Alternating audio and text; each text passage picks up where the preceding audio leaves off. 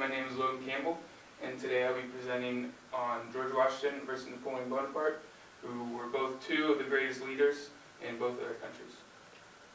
A little background on both of them. George Washington was born in 1732 in Virginia.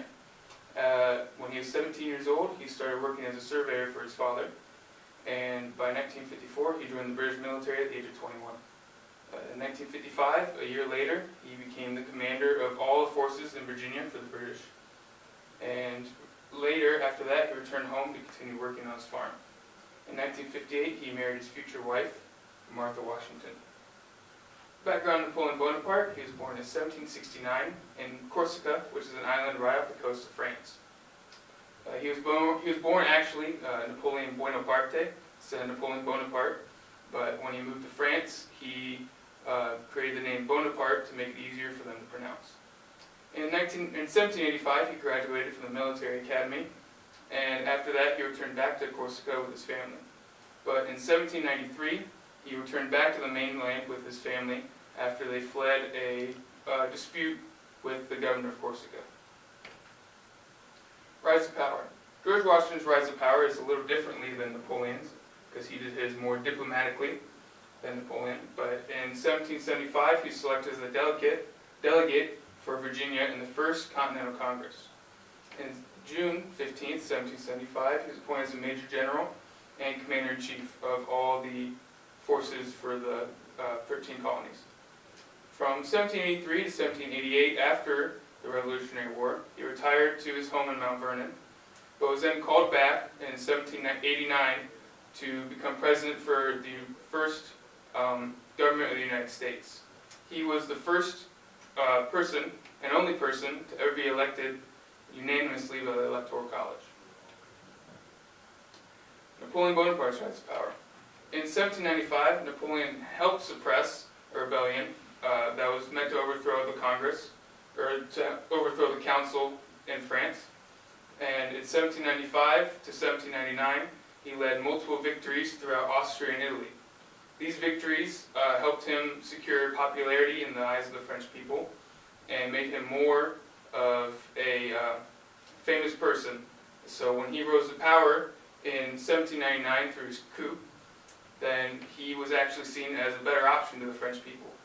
His coup in 1799 was known as the 18th Brumaire, and his coup was led with him and the help of his brother. Initially, when he came into the council to overthrow them, he was attacked and bombarded with fists and weapons by the council, and if it had not been for the help of his brother, who was able to call for reinforcements, he would have been killed and the coup would have ended right there.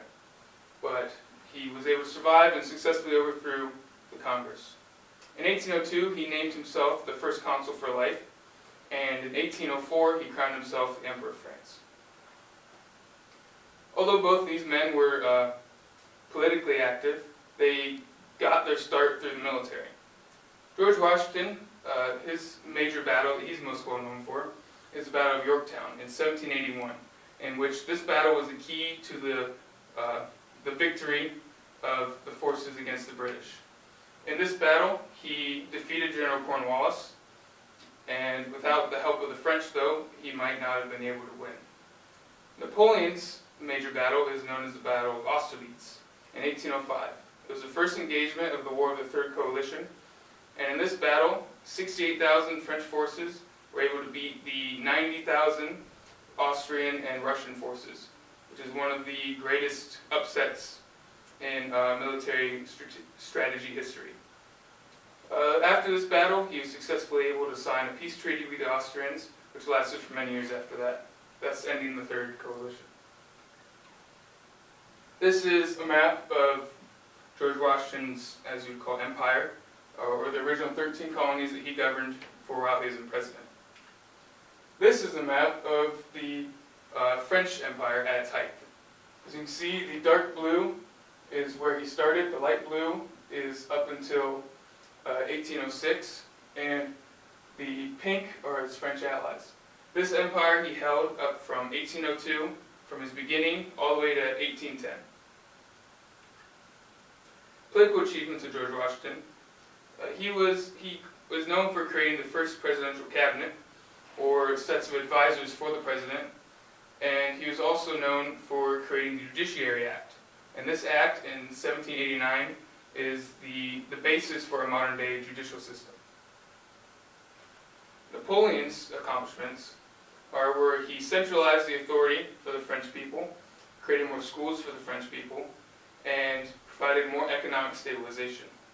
And in 1804, he revised the Civil Code or Napoleonic Code, which this code is the basis for the beginning of more rights for the common people. When we're talking about a few myths of the two of them, both of these men were larger than life, so as you know, they have a few myths about them. The first one was George Washington had wooden teeth. This myth is false. Although he did have multiple sets of dentures, none of them consisted of wood. In fact, they mostly consisted of ivory, gold, and lead. Another myth about George Washington was the fact that he went out and cut his father's cherry tree, and after that he went in and apologized for it, as he said, "I cannot lie, cannot tell a lie, Father, I cut down the cherry tree." This myth is also false.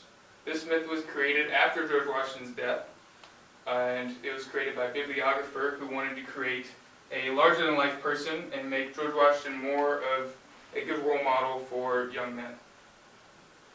Now the myths about Napoleon. One of the most well-known myths about Napoleon is that he is short.